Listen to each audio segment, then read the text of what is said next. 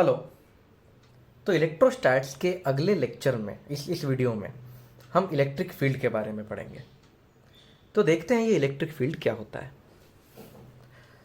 तो electric field एक reason है, एक इलाका है, एक एरिया है। कहाँ? किसी भी चार्ज के इर्द गिर्द। तो समझो ये एक चार्ज है कैपिटल क्यू। हम ऐसा मान लेते हैं, ओके, वी जस्ट इमेजिन, ये बस इमेजिनेशन है हमारी। हम ऐसा इमेजिन कर लेंगे कि ये जो चार्ज है क्यू, ये अपने आसपास, अपने इर्द गिर्द, अपने आजू बाजू एक फील्ड क्रिएट कर लेगा। असलियत में ऐसा कुछ नहीं होता है, ये बस हमारी इमेजिनेशन है। तो हम ये इमेजिन कर लेंगे कि ये जो चार्ज है ये अपने आसपास एक फील्ड क्रिएट कर रहा है। इस फील्ड को हमने नाम दे दिया इलेक्ट्रिक फील्ड। और इस फील्ड की ये खासियत है कि अगर इस फील्ड में कोई दूसरा चार्ज आ गया, इस फील्ड के अंदर एक दूसरा चार्ज आ गया छोटू क्यू, तो ये जो छोटू क्यू है इसके ऊपर फोर्स लग जाएगा। तो इलेक्ट्रिक फील्ड क्या है? ये बस एक इमेजिनेशन है। कैसी इमेजिनेशन है? मान लेते हैं एक चार्ज है प्लस क्यू, उसने अपने आजू बाजू एक, अपने इर्द गिर्द एक फील्ड बना लिया है जिसे हम इलेक्ट्रिक फील्ड कहेंगे। और इस इलेक्ट्रिक फील्ड में अगर कोई और चार्ज आ गया, ये कोई दूसरा चार्ज है, तो इसके ऊपर फोर्स लगेगा। So this charge will experience force. Okay, तो सबसे पहले इसने इलेक्ट्रिक फील्ड क्रिएट किया, ऐसा हमने मान लिया। इस इलेक्ट्रिक फील्ड में एक चार्ज आया तो ये फोर्स एक्सपीरियंस करेगा। ये चार्ज जो इलेक्ट्रिक फील्ड बनाता है इसे सोर्स चार्ज कहा जाता है। ये है सोर्स इलेक्ट्रिक फील्ड का। और जिस पे फोर्स लग रहा है उसे टेस्ट चार्ज कहा जाता है। ओके, तो इलेक्ट्रिक फील्ड क्या है? ये एक रीजन है। It is region around a charge such that any other charge entering this region will experience a force। तो इलेक्ट्रिक फील्ड का एक कंसेप्ट हमने क्यों बनाया? ये कंसेप्ट हमने बनाया ताकि हमें इमेजिनेशन करने में आसानी हो और डायग्रामेटिक रिप्रेजेंटेशन करने में आसानी हो। तो हम देखेंगे इस इमेजिनेशन का क्या फ़ायदा होता है। तो एक बार फिर से, इलेक्ट्रिक फील्ड एक रीजन है, एक इलाका है, एक एरिया है जो सोर्स चार्ज ने प्रोड्यूस किया है। और इसमें जब एक टेस्ट चार्ज आएगा तो टेस्ट चार्ज के ऊपर फोर्स लगेगा। अगला टॉपिक है electric field intensity. Electric field intensity ये बताता है कि इलेक्ट्रिक फील्ड कितना स्ट्रांग है। So what does it tell? It tells you the strength of electric field.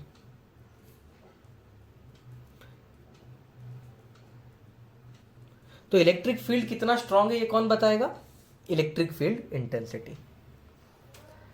Now electric field intensity का फॉर्मूला क्या है, उसे डिफाइन कैसे किया जाता है? तो सबसे पहले हम मान लेते हैं कि एक चार्ज है क्यू, सोर्स चार्ज है। ये सोर्स चार्ज अपने आसपास एक फील्ड क्रिएट करेगा। इस फील्ड को हम इलेक्ट्रिक फील्ड कहेंगे।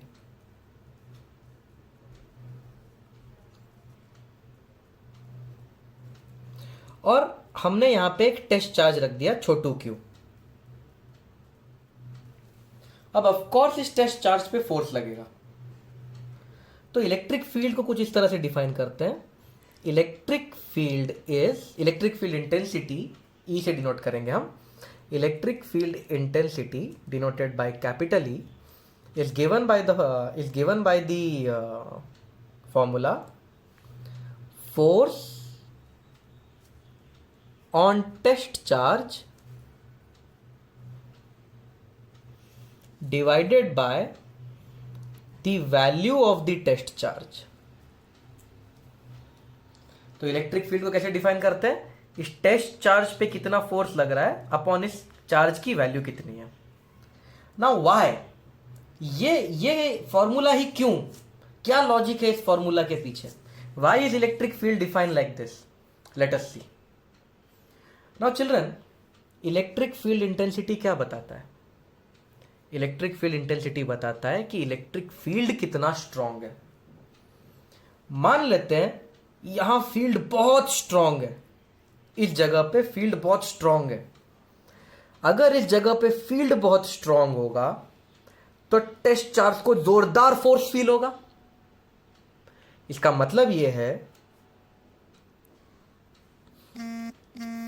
इसका मतलब यह है कि टेस्ट को जितना ज्यादा फोर्स फील हो रहा है, टेस्ट को जितना ज्यादा पुश फील हो रहा है, उतना ही इलेक्ट्रिक फील्ड स्ट्रांग होगा।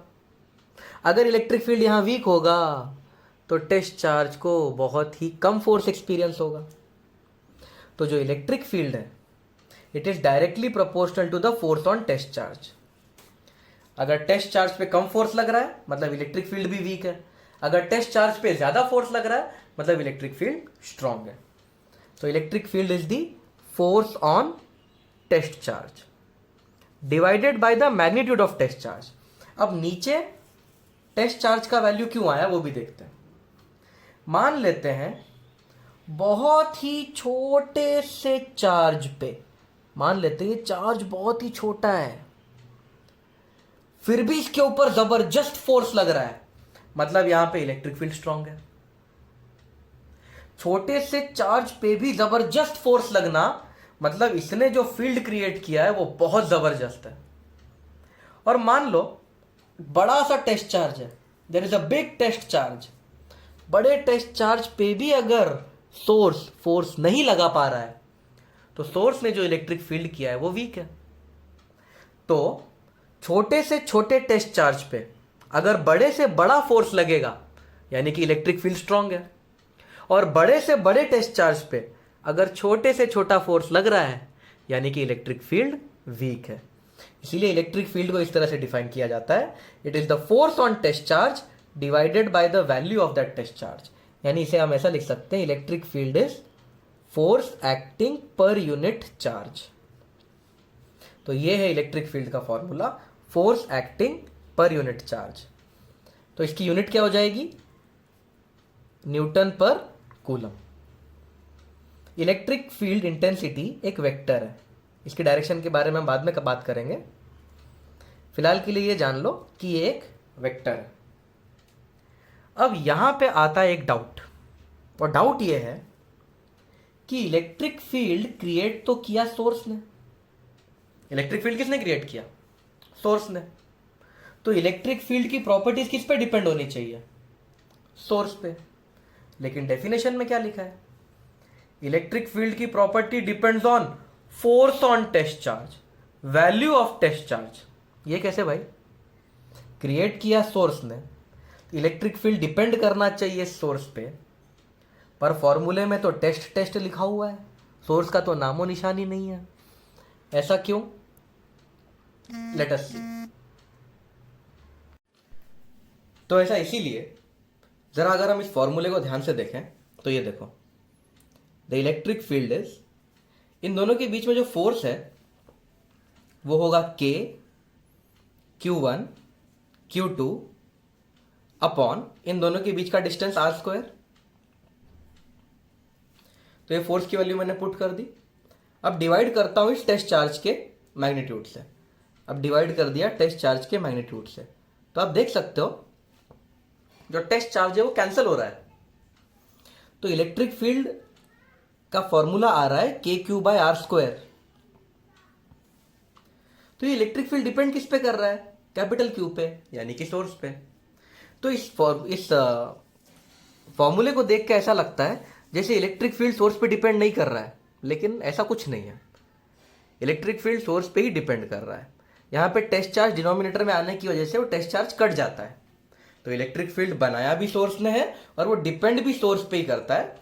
टेस्ट चार्ज की मदद से बस ये पता लगाया जाता है कि इलेक्ट्रिक फील्ड कितना स्ट्रांग या वीक है। चलो, मैंने स्टार्टिंग में ये जो डायग्राम बनाया था इलेक्ट्रिक फील्ड का, इस तरीके से इलेक्ट्रिक फील्ड को रिप्रेजेंट नहीं किया जाता। ऐसे बादल बना के इलेक्ट्रिक फील्ड रिप्रेजेंट नहीं किया जाता है। इलेक्ट्रिक फील्ड को रिप्रेजेंट करने का एक तरीका है। तो इलेक्ट्रिक फील्ड को इलेक्ट्रिक फील्ड लाइंस की मदद से रिप्रेजेंट किया जाता है, ऐसे बादल बना के रिप्रेजेंट नहीं किया जाता है। तो electric field is represented by electric field lines. Electric field lines क्या है, diagrammatic representation of electric field. अब इलेक्ट्रिक फील्ड लाइंस को बनाया कैसे जाए? तो children, how to draw electric field lines? तो पहला स्टेप है, take a small unit positive test charge.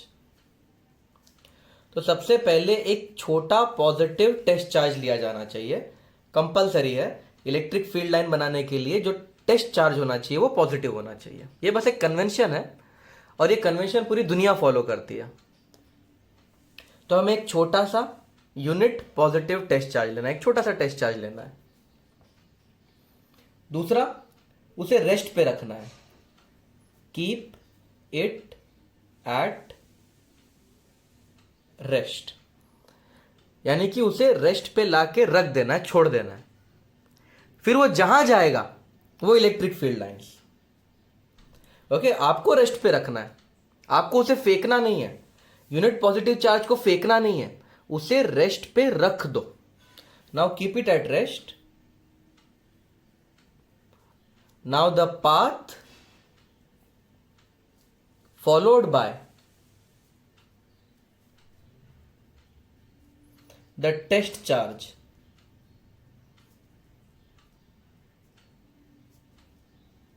will give electric field lines। तो क्या तरीका है? एक छोटा सा यूनिट पॉजिटिव टेस्ट चार्ज लेना है और उसे रेस्ट पे रख देना है।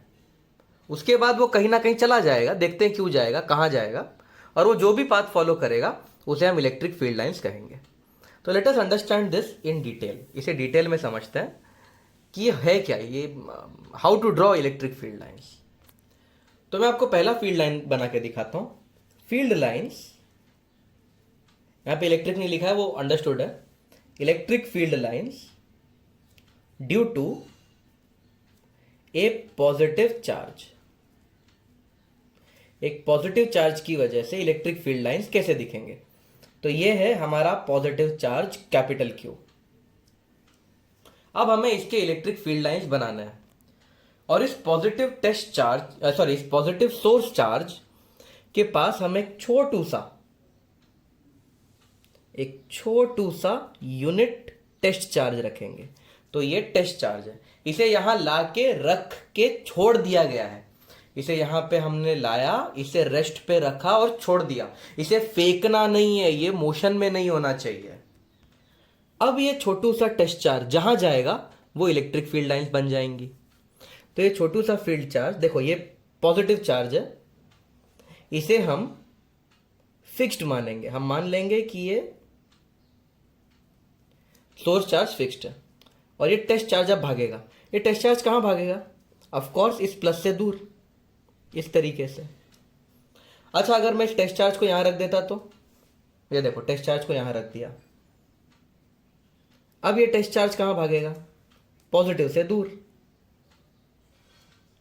अगर मैं टेस्ट चार्ज यहां रख देता तो ये टेस्ट चार्ज कहां जाता? पॉजिटिव से दूर। तो चिल्ड्रन, आप देख सकते हो मैं कहीं पे भी टेस्ट चार्ज रखूं, क्योंकि ये पॉजिटिव है और टेस्ट चार्ज भी पॉजिटिव है, टेस्ट चार्ज हमेशा दूर भागेगा। So these are the electric field lines due to a positive charge। अब आप वीडियो पॉज करके electric field lines due to negative charge बनाइए। अब जो सोर्स है उसे नेगेटिव बनाइए और इलेक्ट्रिक फील्ड लाइंस बनाने की कोशिश कीजिए। तो चिल्ड्रन, वो कुछ ऐसा बनेगा। सपोज हमारा सोर्स नेगेटिव है और मैंने यहां पे टेस्ट चार्ज प्लस क्यू रखा। देखो, टेस्ट चार्ज हमेशा प्लस क्यू होना चाहिए और उसे रेस्ट पे रखना है। तो क्या करेगा? ये प्लस माइनस के पास आएगा। अगर इस प्लस को मैं यहां रख देता तो क्या होता?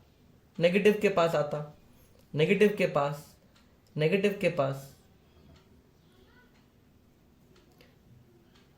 तो these are the electric field lines due to a negative charge. Okay, तो इलेक्ट्रिक फील्ड लाइंस बनाते कैसे हैं? जो सोर्स है उसको फिक्स कर देंगे और जो टेस्ट चार्ज है उसको यहां पे लाके रख देंगे। अब ये पॉजिटिव टेस्ट चार्ज जहां जाएगा वो इलेक्ट्रिक फील्ड लाइन। अब ध्यान से देखो इन दोनों डायग्राम्स को। इलेक्ट्रिक फील्ड लाइंस पॉजिटिव से हमेशा दूर भागता है। देखो ये पॉजिटिव है तो इलेक्ट्रिक फील्ड लाइन इससे दूर बनेगी, और इलेक्ट्रिक फील्ड लाइन नेगेटिव के पास आता है, तो ये देखो इलेक्ट्रिक फील्ड लाइन नेगेटिव के पास आ रही है। तो ये बात आपको ध्यान में रखनी है। अब इलेक्ट्रिक फील्ड लाइन की कुछ प्रॉपर्टीज देखते हैं।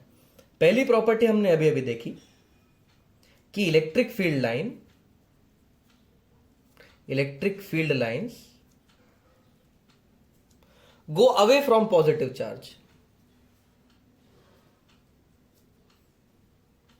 Go away from positive charge. यानी ये पॉजिटिव चार्ज से स्टार्ट होते हैं और कहां जाते हैं, and go towards negative charge. तो इलेक्ट्रिक फील्ड लाइन पॉजिटिव से दूर जाएगा और नेगेटिव के पास आएगा। एक बार फिर से मैं ड्राइंग करके बता देता हूं। अगर ये पॉजिटिव है तो इलेक्ट्रिक फील्ड लाइन इससे दूर बनाना है, और अगर ये नेगेटिव है तो इलेक्ट्रिक फील्ड लाइन इससे पास बनाना है। तो चिल्ड्रन क्या होगा अगर पॉजिटिव और नेगेटिव पास पास में रखें।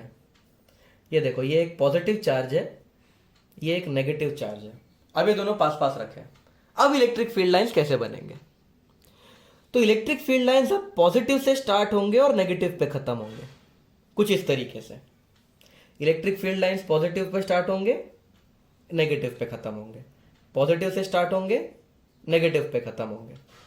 तो इलेक्ट्रिक फील्ड लाइंस कुछ इस तरीके के दिखाई देंगे, पॉजिटिव से स्टार्ट होंगे, नेगेटिव पे खत्म होंगे, पॉजिटिव से स्टार्ट होंगे। चलिए घूम के नेगेटिव पे आ रहा है, पर हम पूरा नहीं बनाएंगे, हम बस इतना बना देंगे। एक्चुअली पूरा बनना चाहिए, पर हमने सिर्फ ये इतना बनाया है ही वो पूरा यहां से लेकर यहां तक। तो पॉजिटिव से स्टार्ट होते हैं इलेक्ट्रिक फील्ड लाइंस और नेगेटिव पे खत्म होते हैं। पॉजिटिव से दूर जा रहे हैं, नेगेटिव के पास आ रहे हैं। तो अगर पॉजिटिव और नेगेटिव दोनों प्रेजेंट है तो इस तरीके के इलेक्ट्रिक फील्ड लाइन दिखेंगे। तो इलेक्ट्रिक फील्ड लाइन पॉजिटिव से दूर और नेगेटिव के पास आते हैं। अब इस डायग्राम को देख के आपको दूसरी प्रॉपर्टी पता चल जाएगी। इस डायग्राम को देख के दूसरी प्रॉपर्टी यह पता चलती है कि इलेक्ट्रिक फील्ड पॉजिटिव से स्टार्ट होकर नेगेटिव पे तो आ जाते हैं, पर नेगेटिव से रिटर्न पॉजिटिव के पास नहीं आते। यानी ऐसा क्लोज लूप नहीं बना रहे, यहां से स्टार्ट होकर यहां खत्म हो गए, बस कोई रिटर्न नहीं आ रहा है, ऐसा क्लोज लूप नहीं बन रहा है। पॉजिटिव से स्टार्ट होता है, नेगेटिव पे खत्म, बस रिटर्न जर्नी नहीं होती इलेक्ट्रिक फील्ड लाइंस की। तो अगली प्रॉपर्टी, इलेक्ट्रिक फील्ड लाइंस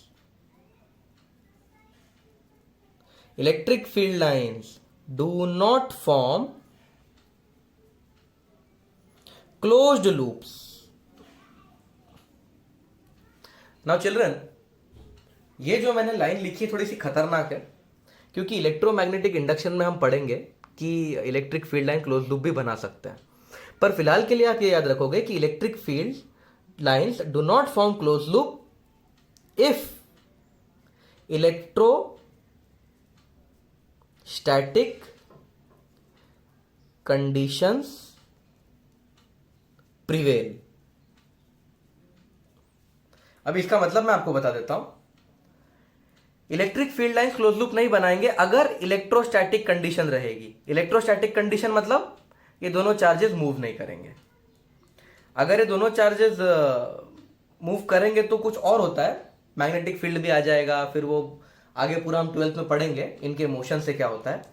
पर फिलहाल के लिए आप ये याद रखोगे कि जो इलेक्ट्रिक फील्ड लाइंस है वो क्लोज लूप नहीं बनाते अगर इलेक्ट्रोस्टैटिक कंडीशंस हो तो। तीसरी प्रॉपर्टी, अगर इलेक्ट्रिक फील्ड लाइन स्ट्रांग है तो उसे कैसे डिनोट किया जाए। तो if electric field lines are close to each other,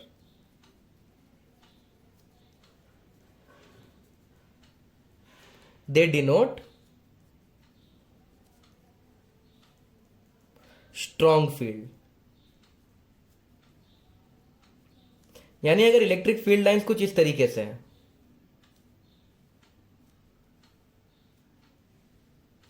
ये केस ए और ये केस बी,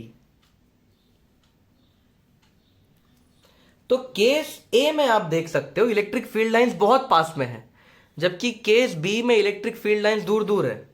तो ये जो इलेक्ट्रिक फील्ड है ये स्ट्रॉन्ग इलेक्ट्रिक फील्ड है। तो this is strong electric field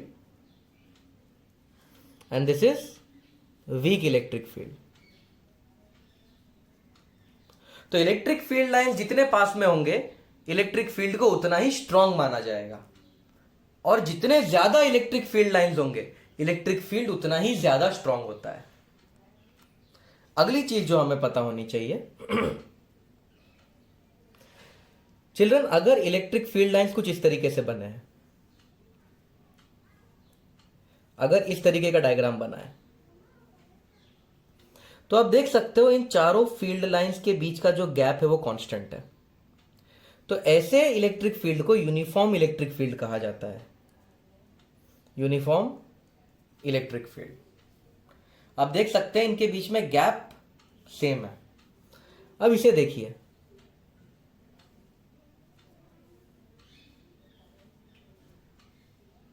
इस इलेक्ट्रिक फील्ड को देखिए, यहां पे लाइंस पास में है तो यहां पे इलेक्ट्रिक फील्ड स्ट्रांग है, यहां पे गैप है वो ज्यादा है तो ये वीक इलेक्ट्रिक फील्ड है। तो क्या ये इलेक्ट्रिक फील्ड हर जगह सेम है? नहीं, यहां पे स्ट्रांग है, यहां पे वीक है। तो ये जो पूरे का पूरा इलेक्ट्रिक फील्ड है इसे यूनिफॉर्म इलेक्ट्रिक फील्ड नहीं कहा जाएगा, ये नॉन यूनिफॉर्म इलेक्ट्रिक फील्ड है। ये नॉन यूनिफॉर्म इलेक्ट्रिक फील्ड क्यों है? क्योंकि यहां पे इलेक्ट्रिक फील्ड स्ट्रांग है, गैप कम है, और यहां पे इलेक्ट्रिक फील्ड वीक है, गैप ज्यादा है। अब इसे देखिए,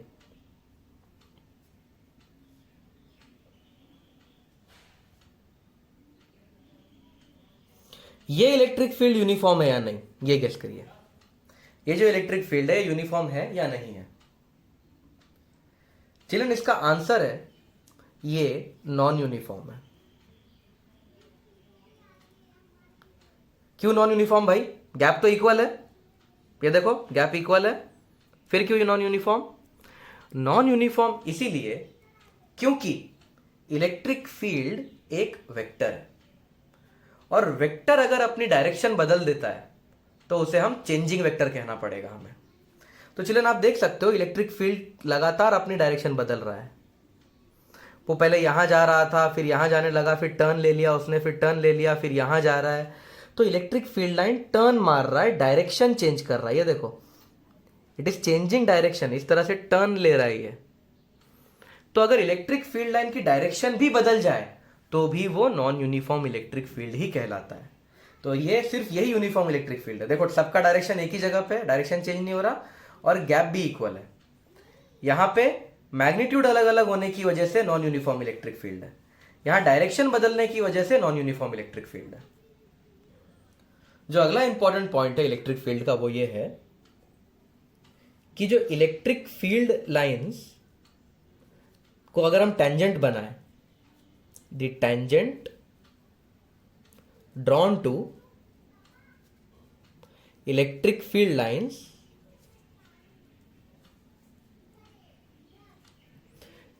will show the direction of electric field। यानी अगर हमारे पास कोई इलेक्ट्रिक फील्ड लाइंस है और वो कर्व्ड है और उन पर टेंजेंट बनाया जाए तो टेंजेंट हमें इलेक्ट्रिक फील्ड का डायरेक्शन बताएगा। देखो कैसे, सपोज ये इलेक्ट्रिक फील्ड लाइन है, this is the electric field line, और मैं जानना चाहता हूं कि इस पॉइंट पे इलेक्ट्रिक फील्ड का क्या डायरेक्शन है। तो मैं इस पॉइंट पे टेंजेंट बनाऊंगा, ये देखो इस तरह से, ये टेंजेंट बताएगा, tangent gives the direction of electric field. तो इलेक्ट्रिक फील्ड की अगर डायरेक्शन पता लगानी है तो क्या करना पड़ेगा? इलेक्ट्रिक फील्ड लाइन के कर्व को टेंजेंट बनाना पड़ेगा। Next property, electric field lines कभी एक दूसरे को क्रॉस नहीं करते। Electric field lines do not cross each other. तो एक इलेक्ट्रिक फील्ड लाइन इधर जा रही है और एक इलेक्ट्रिक फील्ड लाइन इधर जा रही है, ऐसा कभी नहीं हो सकता, ये अलाउड नहीं है। क्यों भाई, ये अलाउड क्यों नहीं है, बताता हूं। चिल्ड्रन, इस पॉइंट को ध्यान से देखो। अगर मैं पूछूं इस पॉइंट पे इलेक्ट्रिक फील्ड की क्या डायरेक्शन है, तो यहां पे दो दो कर्व्स हैं, तो दो टेंजेंट बनेंगे। इस टेंजेंट के हिसाब से इलेक्ट्रिक फील्ड का डायरेक्शन ये होना चाहिए, और इस कर्व के हिसाब से इलेक्ट्रिक फील्ड का डायरेक्शन ये होना चाहिए। तो एक ही पॉइंट पे एक ही फिजिकल क्वांटिटी इलेक्ट्रिक फील्ड के दो डायरेक्शन नहीं हो सकते। क्योंकि दो डायरेक्शन नहीं हो सकते, इसीलिए ये इस तरह से क्रॉस भी नहीं कर सकते। तो क्या रीजन है, electric field lines do not cross each other, because अगर उन्होंने क्रॉस कर दिया तो एक ही पॉइंट पे दो दो डायरेक्शन बन जाएंगे इलेक्ट्रिक फील्ड के, जो फिजिकली पॉसिबल नहीं है। जो नेक्स्ट प्रॉपर्टी है वो बहुत इंटरेस्टिंग है।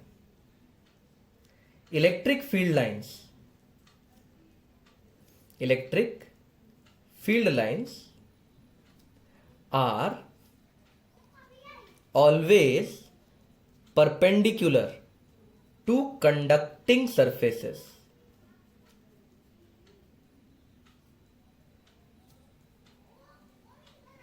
Electric field lines conducting surface के परपेंडिकुलर होता है। यानी कि अगर ये एक कंडक्टिंग सरफेस है, अगर ये एक मेटल का प्लेट है, मेटल की प्लेट एक कंडक्टर होता है ना, मेटल एक कंडक्टर होता है, एग्जांपल कॉपर की मेटल की प्लेट है, ये एक मेटल प्लेट है, कंडक्टिंग सरफेस है। तो इलेक्ट्रिक फील्ड देखो इसके पास आ भी सकती है, इसके पास से जा भी सकती है।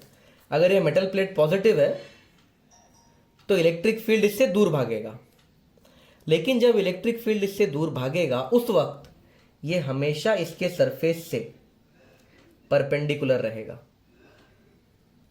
हाँ, आगे जाके वो यहां वहां टर्न मार सकता है, हो सकता है वो ऐसा टर्न मार ले, लेकिन जब ये इसके सरफेस के पास होगा तो ये इसके सरफेस के परपेंडिकुलर ही होगा।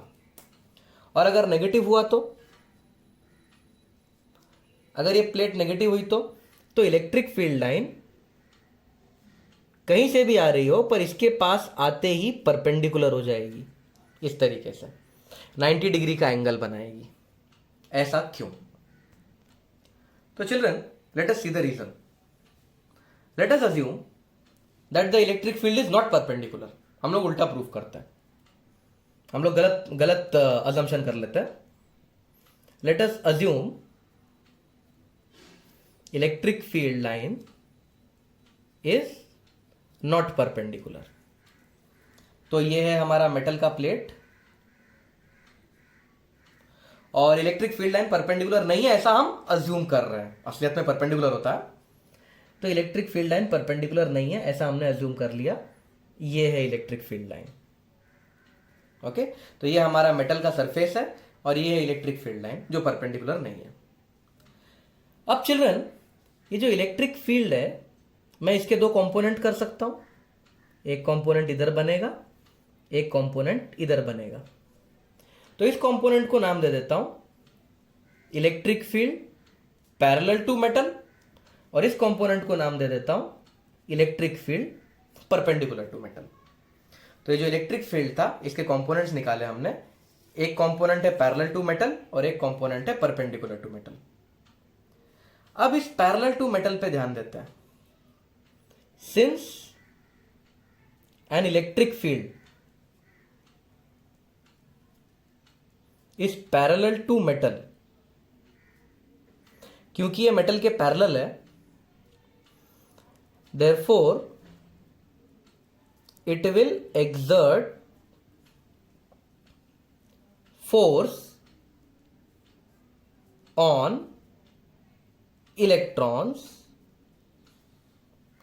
क्योंकि ये मेटल के पैरेलल है, ये मेटल के अंदर के इलेक्ट्रॉन्स पे फोर्स लगाएगा। Force on electrons inside the metal. क्यों भाई फोर्स क्यों लगाएगा? क्योंकि इलेक्ट्रिक फील्ड को डिफाइन ही इस तरह से किया है, इलेक्ट्रिक फील्ड इज फोर्स पर यूनिट चार्ज। तो जब भी कोई चार्ज किसी इलेक्ट्रिक फील्ड में होता है तो उसके ऊपर फोर्स लगता है।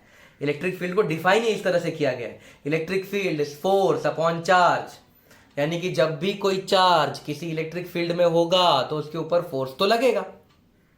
तो इस मेटल के अंदर फ्री इलेक्ट्रॉन्स होते हैं, उनके ऊपर फोर्स लगना चालू हो जाएगा पैरेलल डायरेक्शन में, करेक्ट।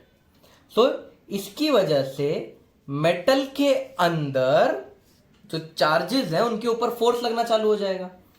अगर ये एग्जिस्ट करेगा, if an electric field is parallel to the metal, this electric field will exert force on electrons inside the metal, correct. Therefore the free electrons of metal should start flowing and a current should get generated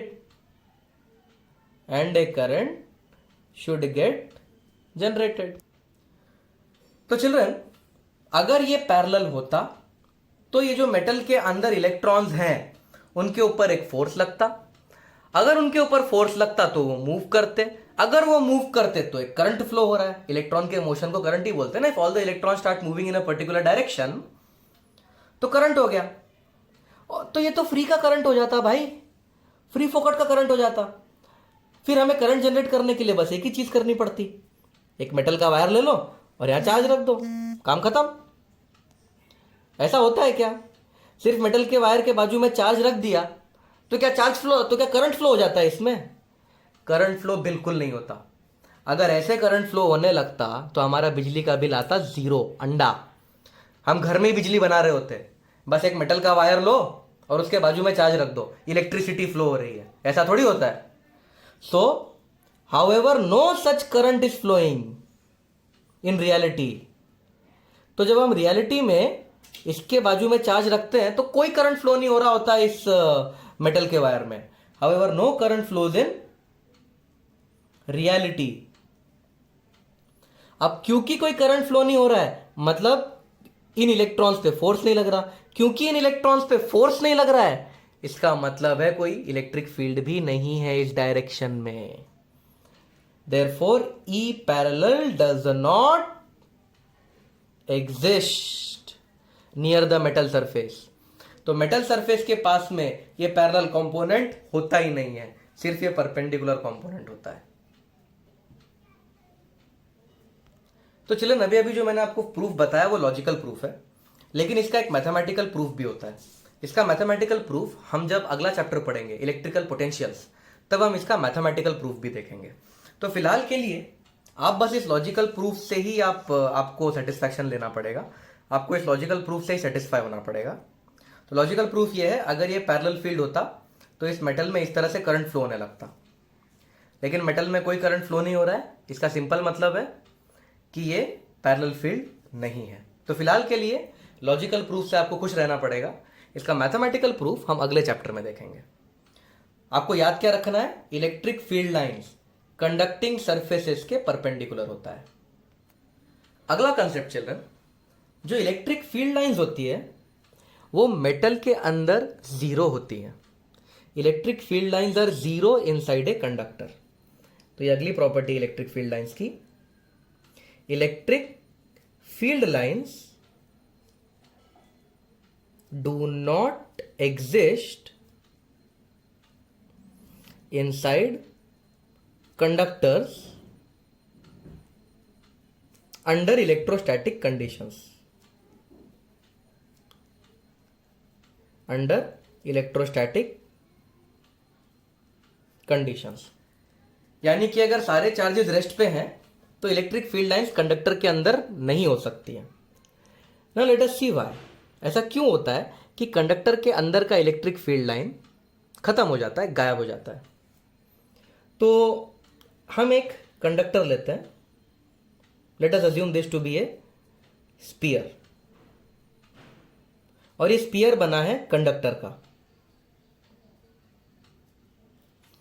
तो ये एक conductor का spear है और यहां पे मैंने एक पॉजिटिव चार्ज रख दिया। तो चिल्ड्रन यहां पे पॉजिटिव चार्ज रखने की वजह से क्या होगा, आपने इंडक्शन का प्रोसेस तो पढ़ा था, चार्जिंग बाय इंडक्शन, कुछ वैसा ही होगा। क्योंकि यहां पे एक पॉजिटिव चार्ज है, यहां पे नेगेटिव चार्ज जमा होना चालू हो जाएगा। ये देखिए इस तरह से, क्योंकि यहां पे पॉजिटिव चार्ज है, यहां पे इंड्यूस्ड नेगेटिव चार्ज आ गया है।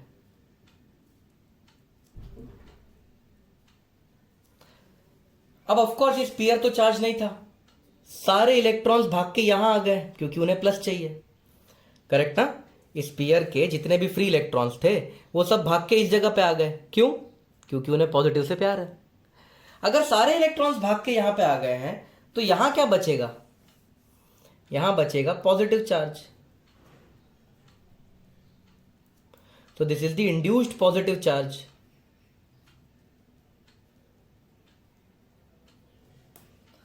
तो अब चिल्ड्रन ये जो पॉजिटिव चार्ज है इसका इलेक्ट्रिक फील्ड कुछ इस तरीके का होगा।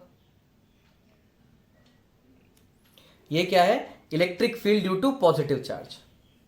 लेकिन पॉजिटिव चार्ज और नेगेटिव चार्ज तो यहां पर भी है, फिर ये जो पॉजिटिव चार्ज है यहां से भी एक इलेक्ट्रिक फील्ड निकल के इस नेगेटिव चार्ज तक जाएगा।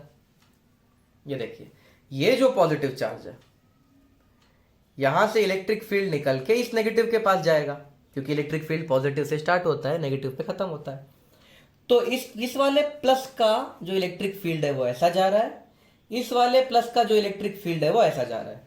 और चिल्ड्रन ये दोनों इलेक्ट्रिक फील्ड एक दूसरे को कैंसिल कर देते हैं। Both this electric field cancel each other. अगर ये दोनों एक दूसरे को कैंसिल कर देंगे तो अंदर कितना इलेक्ट्रिक फील्ड होगा, कुछ नहीं। Therefore no electric field exists inside a conductor under electrostatic condition. ये जरूरी है, अंडर इलेक्ट्रोस्टैटिक कंडीशन। तो चिल्ड्रन जितने भी हमने ये जो रूल्स देखे उनके ऊपर कुछ न्यूमेरिकल देखते हैं। पहला न्यूमेरिकल है, दो चार्ज है, ये Q1 है, ये Q2 है, और उनके इलेक्ट्रिक फील्ड लाइंस बना के दिए हुए हैं, और आपको पूछ रहे हैं चार्ज 1 अपॉन चार्ज 2 का रेशो क्या है ना। ये तो मैंने सिखाया ही नहीं, इसका आंसर कैसे निकालेंगे? सोचो, थोड़ा दिमाग लगाओ, आ जाएगा। तो चलिए इसका आंसर बहुत इजी है। इलेक्ट्रिक फील्ड लाइंस बताते हैं कि इलेक्ट्रिक फील्ड कितना स्ट्रांग है, और इलेक्ट्रिक फील्ड उतना ही ज़्यादा स्ट्रांग होगा जितना बड़ा चार्ज होगा। तो बड़े चार्ज के पास बड़ा इलेक्ट्रिक फील्ड, बड़े इलेक्ट्रिक फील्ड का मतलब ज़्यादा लाइंस। तो आपको सिर्फ लाइंस काउंट करनी है। Q1 की लाइन है 1 2 3 4 5, और Q2 की लाइंस है 1 2 3 4 5 6 7 8 9 10। तो Q1 अपॉन Q2 का वैल्यू है 1 अपॉन 2, क्योंकि जितना बड़ा चार्ज होगा उतने ज्यादा लाइंस होंगे। बस दैट्स इट। अगला क्वेश्चन, इन चारों डायग्राम्स में से कौन सा डायग्राम सही है? ये कंडक्टिंग स्फीयर है और ये इलेक्ट्रिक फील्ड लाइंस है। तो कंडक्टिंग स्फीयर और इलेक्ट्रिक फील्ड लाइंस चारों में से कौन सा डायग्राम सही है? तो चिल्ड्रन पहला डायग्राम गलत है। क्यों? क्योंकि अगर ये कंडक्टिंग स्फीयर है तो इसके अंदर इलेक्ट्रिक फील्ड नहीं हो सकता, इसीलिए गलत है। इसमें अंदर इलेक्ट्रिक फील्ड बना दिया है तो ये गलत है। ये देखो, कंडक्टिंग स्फीयर के अंदर कुछ नहीं बनाया, लेकिन फिर भी ये गलत है। क्यों? क्योंकि जो इलेक्ट्रिक फील्ड लाइंस होने चाहिए वो सरफेस के परपेंडिकुलर होने चाहिए। आप देखो, ये जो इलेक्ट्रिक फील्ड लाइन है ये सरफेस के परपेंडिकुलर है क्या? नहीं है। ये जो इलेक्ट्रिक फील्ड लाइन है ये तो सरफेस के टेंजेंट है। एकदम ही गलत हो गया ये तो। अब सी ऑप्शन देखो, ये इलेक्ट्रिक फील्ड लाइन ऐसे आ रहा है और तुरंत देखो सरफेस के परपेंडिकुलर है। क्वेश्चन में ये परपेंडिकुलर साइन भी बना के दिया है। तो यहां पे इलेक्ट्रिक फील्ड लाइन परपेंडिकुलर है, लेकिन फिर भी ये गलत है। क्यों? क्योंकि इलेक्ट्रिक फील्ड लाइन अंदर बना दी है, अंदर इलेक्ट्रिक फील्ड लाइन बनाना अलाउड नहीं है। अब इसको देखते हैं। इलेक्ट्रिक फील्ड लाइन ऐसा आया, सरफेस के परपेंडिकुलर है, और यहां से बाहर जा रहा है सरफेस के परपेंडिकुलर, यहां से भी अंदर आ रहा है सरफेस के परपेंडिकुलर, यहां से भी बाहर जा रहा है सरफेस के परपेंडिकुलर, और स्पीयर के अंदर कोई इलेक्ट्रिक फील्ड नहीं है। ये डायग्राम सारे रूल्स फॉलो कर रहा है, तो यही सही डायग्राम है। तो option D is the correct option. Next question, हमें ये दो प्लेट्स हैं, यहां पे पॉजिटिव चार्ज है, नेगेटिव चार्ज है, और इलेक्ट्रिक फील्ड लाइन बनाना है। तो चलिए ये बहुत ही आसानी से बन जाएगा। इलेक्ट्रिक फील्ड लाइन हमेशा पॉजिटिव से नेगेटिव के पास जाता है, तो इलेक्ट्रिक फील्ड लाइन इस तरह से बनेंगे, पॉजिटिव से नेगेटिव, पॉजिटिव से नेगेटिव, पॉजिटिव से नेगेटिव। हो गया, इतना आसान था। आप चाहे तो थोड़े ज्यादा भी बना सकते हैं। फिर ये यहां से इस तरह से घूम के भी आएंगे, पर ये वाले जो इलेक्ट्रिक फील्ड है ये वीक है, जो घूम के आएंगे वो वीक इलेक्ट्रिक फील्ड होंगे। तो इतना डायग्राम काफी है। अगला क्वेश्चन है, ये एक नेगेटिव चार्ज है और ये इस मेटल प्लेट के ऊपर रखा है और हमें इलेक्ट्रिक फील्ड लाइन बनाना है। तो ये अच्छा क्वेश्चन है चिल्ड्रन। ये सीबीएसई में इसी टाइप का क्वेश्चन आया था पिछले ही साल सीबीएसई के 12th स्टैंडर्ड के एग्जाम में। So let us see how to solve this question. तो क्योंकि यहां पे नेगेटिव चार्ज और ये मेटल प्लेट है, तो यहां पे सारे पॉजिटिव चार्ज जमा हो जाएंगे, और क्योंकि यहां पे सारे पॉजिटिव चार्ज जमा हो जाएंगे, यहां सारे नेगेटिव चार्ज जमा हो जाएंगे। और मेटल प्लेट से, क्योंकि ये मेटल का प्लेट है, इलेक्ट्रिक फील्ड लाइन इसके सरफेस के परपेंडिकुलर होना चाहिए, और इलेक्ट्रिक फील्ड लाइन पॉजिटिव से दूर जाता है, तो यहां से इलेक्ट्रिक फील्ड लाइन इस तरह से पॉजिटिव से दूर जाते हुए बनेंगे।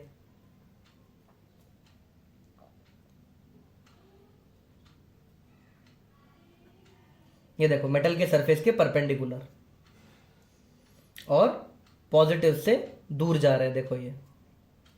तो इलेक्ट्रिक फील्ड लाइन से पॉजिटिव से दूर जा रहा है। अब दूर जाके कहां जाएंगे? नेगेटिव के पास। तो ये नेगेटिव के पास इस तरह से चले जाएंगे। यहां पे परपेंडिकुलर होना कंपलसरी है, यहां पे मेटल प्लेट है, कंडक्टर है, कंडक्टर के परपेंडिकुलर होता है इलेक्ट्रिक फील्ड। तो इस तरीके से नेगेटिव के पास चले जाएंगे इलेक्ट्रिक फील्ड लाइंस। और यहां पे नेगेटिव के पास भी इलेक्ट्रिक फील्ड लाइंस आ रहे होते हैं, प्लस यहां पे नेगेटिव भी है, तो इलेक्ट्रिक फील्ड लाइन नेगेटिव के पास भी आते हैं, तो इस तरह के इलेक्ट्रिक फील्ड लाइंस भी बनाने पड़ेंगे।